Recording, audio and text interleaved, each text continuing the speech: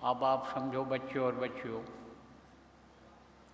माला जपने का नाम होता है सुमिरन, और आँख से देखने का नाम होता है ध्यान, और कान से सुनने का नाम होता है भजन। जो भी मैं आपको बताऊंगा और समझाऊंगा भी, थोड़ी थोड़ी देर कराऊंगा भी, लेकिन अभी तो अब आप ये समझो कि जब हम आपको बता देंगे और ध्यान लगाओगे, अंदर में आप मन को रोकोगे, तो आपको ऊपरी लोगों की चीज़ें दिखाई पड़ेंगी। वो स्वर्ग वैकुंठ देवलोक की चीज़ें दिखाई पड़ेंगी, वहाँ का सामान, वहाँ के लोग दिखाई पड़ेंगे, उसके ऊपर भी बहुत से लोग जो बताए वो भी सब दिखेगा। तो जो चीज़ें आदमी कभी नहीं देखता है, देखने के बाद उसको बहुत बताता है, उसका वर्णन करता है। ये आदमी का स्वभाव है, मानव का स्वभाव है। तो स्वभाववश आप दूसरे को बता दोगे कि हमने तो ये देखा, इस तरह की लीला हो रही, इस तरह का नाच गाना हो रहा, इस तरह रामलीला राशियांतर में हो रही, इस तरह देवी देवता रहते हैं, ये खाते पीते, ये घूमते हैं, इस तरह से कर। जैसे बताओगे तैसे बंद हो जाएगा, फिर कभी भी नहीं दिखाई पड़ेगा, और ना वो आवाज़ सुनाई पड़ेगी जो भजन करने के लिए बताऊंगा अभी और आप सुनोगे। जिसको अनहद वेदवाणी कहा गया, जिसको आकाशवाणी कहा गया, जिसको गिरा कहा गया, जिसको गुरुवाणी कहा लोगों ने, वो सुनाई जब पड़ेगा तो लोगों को आप बता दोगे, और बताओगे तो हो जाएगा बंद। इसलिए बच्चों और बच्चियों, किसी को भी मत बताना जो आपको अंदर में दिखाई पड़े या सुनाई पड़े, और अगर बता दिया तो बड़ी तड़प पैदा होगी, बड़ी तकलीफ होती है। देखो मीरा थी, मीरा को राजस्थान के सब लोग जानते होंगे, मेवाड़ की रानी थी। तो वो उसको लोग पागल कहते थे। क्यों? क्योंकि पा गई थी वो अंदर में। क्या पा गई थी? प्रभु का दर्शन। कहाँ पा गई थी? घट में, अपने इसी मनुष्य शरीर में। तभी तो कहा उसने कि घट घट मेरा साइया, सुनी सेज न कोय, और बलिहारी व घट का, जा घट प्रगट होए। उसने कहा कि कोई सूनी सेज नहीं है, किसी का शेर सुना नहीं है कि जहाँ वो प्रभु न बैठा हुआ हो, अंदर में सबके है। तो प्रभु का दर्शन कर लिया, और जब दर्शन नहीं होता था तब विकल होकर के रोती थी, गली गली में घूमती थी, भगती थी। रात को कोई भी वैद्य मिल जाए जो हमारे इस रोग को ठीक कर दे, मर्ज को ठीक कर दे, प्रभु का दर्शन करा दे, कहती थी रात दिन मुहि नींद न आवे, भावे अन्न न पानी। अन्न पानी नहीं भाता है, मुझे नींद नहीं आ रही है, क्या करूँ मैं, विकल रहती थी।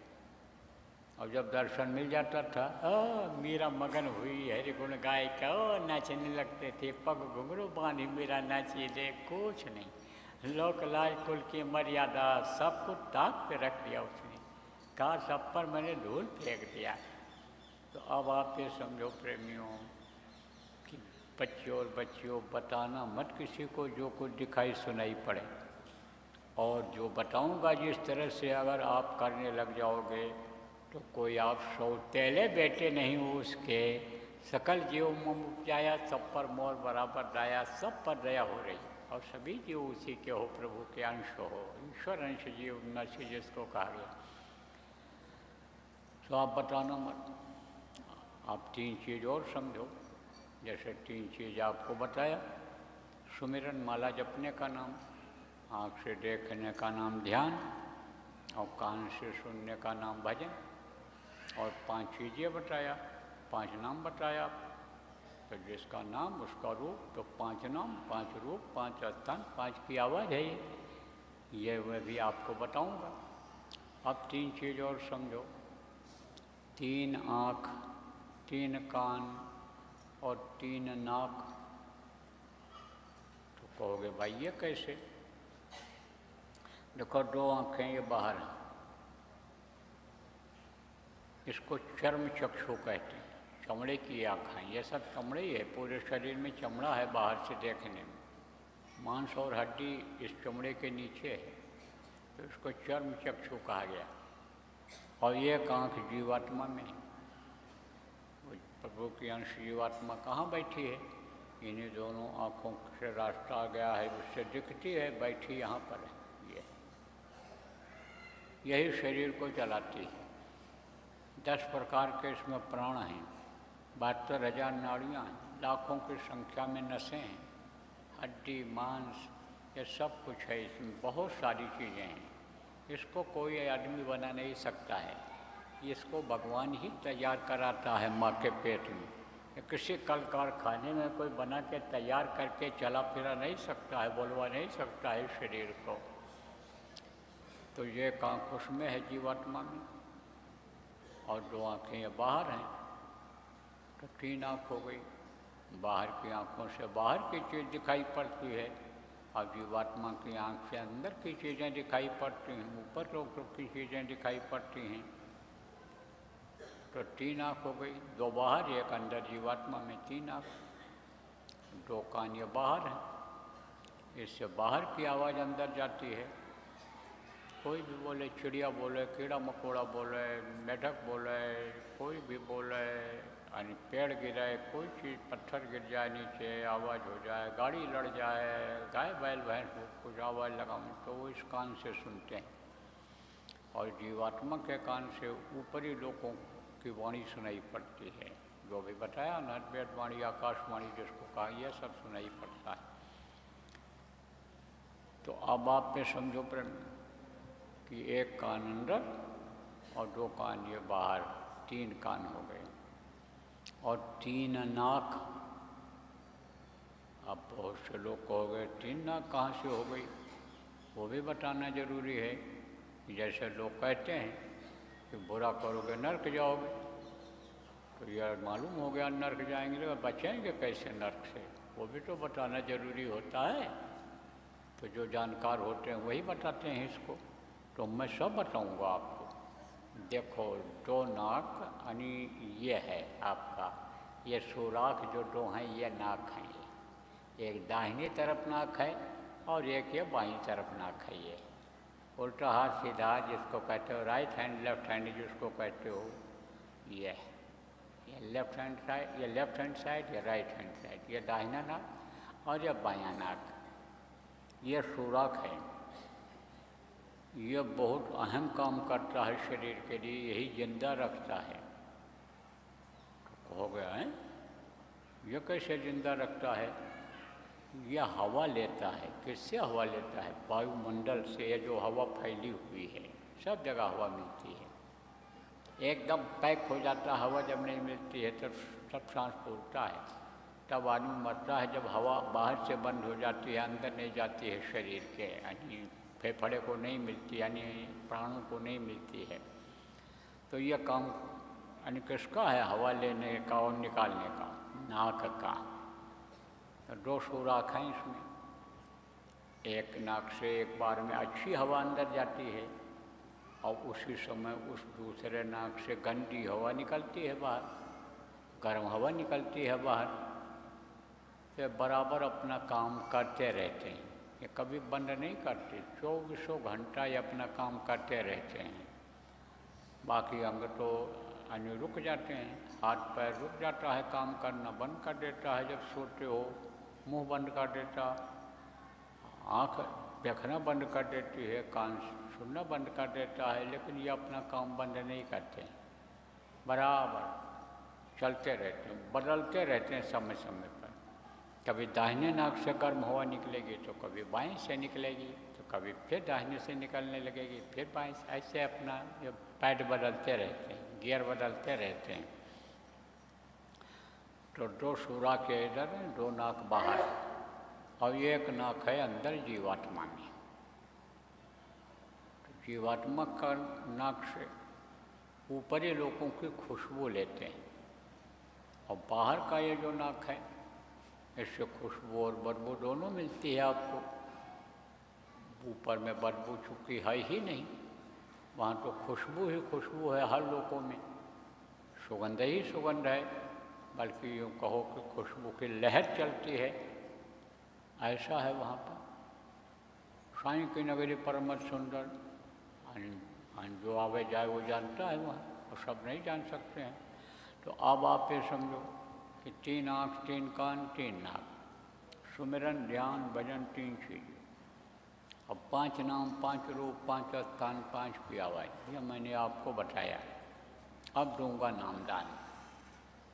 उसके लिए न घर छोड़ना है, न ज़मीन जायदाद छोड़ना है, न बाल बच्चों को छोड़ना है, न आपको कपड़ा बदलना है, न दाढ़ी बाल यानी बढ़ाना है, न दाढ़ी बाल कटवाना है, कुछ नहीं करना है। जहाँ रहते हो वहीं रहो, जिस समाज में रहते हो वहीं रहो, जहाँ रोटी पानी खाते हो वहीं पर शाकाहारी भोजन वहीं पर खाना, आप मांस को छोड़ देना रहेगा।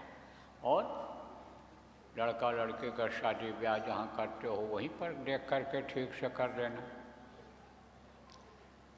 और जो भी काम आप करते हो, चाहे मजदूरी करते हो, चाहे खेती करते हो, चाहे दुकान करते हो, दफ्तर में नौकरी करते हो, मेहनत और ईमानदारी से करना, उसमें आपको बरकत मिल जाएगी।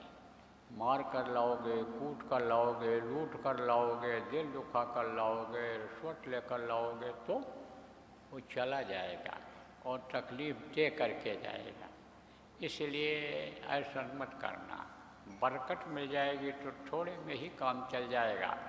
जैसे पहले था, देखो जो बुज़ुर्ग लोग आप बैठे हो, ज़्यादा उम्र वाले हो, कितनी बरकत मिलती थी लोगों को। एक कमाता था, पूरा परिवार खाता था। एक कमाता था, 10 खाते थे, और अब 10 कमाते तो भी नहीं पूरा पड़ता है। बरकत छिन गई, नियत खराब हो गई।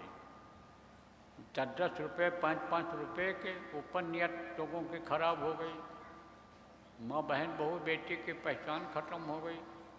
जबकि दूसरे के माँ बहन को अपनी माँ बहन की तरह से समझते थे लोग, दूसरे के धन को जहर से भी जहर समझते थे, तब बरकत मिलती थी लोगों को। तो बरकत आपको मिल जाएगी जब ऐसे भाव आपके हो जाएंगे, तब बरकत आपको मिल जाएगी। तो छोड़ना कुछ नहीं है, हमारी तरफ से कोई दिक्कत नहीं है, लेकिन हमारी तरफ से ये कहना है कि जिस काम को करने में आप लगे हुए हो, जिस समस्या को सुलझाने में लगे हुए हो, जिस गृहस्थी को बढ़ाने में लगे हुए हो, नाम आनी समझो करने में, अपना पद पोस्ट लेने में लगे हुए हो, इसमें 24 घंटा समय न दे करके 21 घंटा समय दे देना आप। बाकी 3 घंटा सब मिला करके 24 घंटे में भजन ध्यान सुमिरन जो बताऊंगा इसके लिए निकालना। और शाकाहारी रहना आप। शाकाहारी किसको कहते हैं? साग सब्जी अनाज, मोटा महीन कोई भी कैसा हो, वो शाकाहारी कहलाता है। तो वो भोजन खाना। जानवरों का मांस मत खाना, पक्षियों का मांस मत खाना। यूँ समझो किसी भी पशु पक्षी का मांस मत खाना, मछली मत खाना, अंडा मत खाना। बाकी आप मोटा महीन अनाज कुछ भी खाओ, हजम कर सको। 4 रोटी की जगह 40 रोटी खा लो, हजम कर सको तो। और बुढ़ापे में जब हाजमा कमज़ोर हो जाए तब 1 रोटी का भूख रख करके खाना। यह भी कहता हूँ सबके लिए कि कम खाओगे तो स्वस्थ रहोगे। ज़्यादा खाने से ही तंदुरुस्ती खराब होती है, पेट खराब होता है और बहुत रोग हो जाते हैं। तो कम खाओ और गम खाओ, यह है सूत्र। बुजुर्ग लोग कह करके गए, बता करके गए कि 2 बात बर्दाश्त कर लो, लड़ाई झगड़ा से बच जाओ तो सुखी रहोगे, नहीं परेशान हो जाओगे।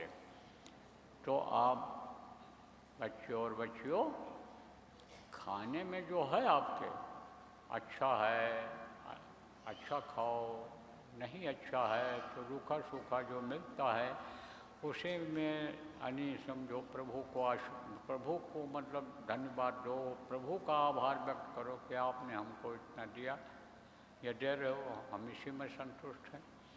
तो आपके पास है, अच्छा खाओ, अच्छा पहनो, अच्छे घर में रहो, हमारी तरफ कोई छूट नहीं, हमारी तरफ से कोई यानी समझो रुकावट नहीं है, यानी छूट है आपको। तो आप ये समझो कैसे भी हो, लेकिन समय निकालो भजन के लिए, आप ध्यान के लिए, सुमिरन के लिए, जो अभी आपको समझाऊंगा बताऊंगा। तो अब आप ये समझो कि किसी भी पशु पक्षी का मांस नहीं खाना है, आप मछली नहीं खाना है, अंडा नहीं खाना है। और शराब जैसा तेज नशा हो किसी भी चीज़ में हो, चाहे जड़ी बूटी हो, चाहे कोई पीने वाला पदार्थ हो, चाहे कोई गोली हो, नशे वाली चीज़ कोई मत खाना पीना जिसमें तेज नशा हो। देखो बीड़ी सिगरेट तंबाकू हुक्का में अन्य समझो कि उतनी तेज़ी नहीं रहते कि आदमी बेहोश हो जाए, पागल हो जाए, लेकिन शराब पी लेगा तो पागल हो जाएगा, मार डालेगा, बच्चे को मार डालता है, माता पिता को मार डालता, माता पिता शराब के नशे में अपने बच्चे को मार डालते हैं। तो शराब और ऐसी चीज़ों से दूर रहना। बाकी आपको आज़ादी है। तो बैठो, देता हूँ नामदान, जो नाम बोलूँगा आप लोग बोलना, और जब मैं बोलना बंद कर दूँगा तो आप भी बोलना बंद कर देना, और फिर आपको समझाऊँगा। मारो पालथी मारो, बैठो।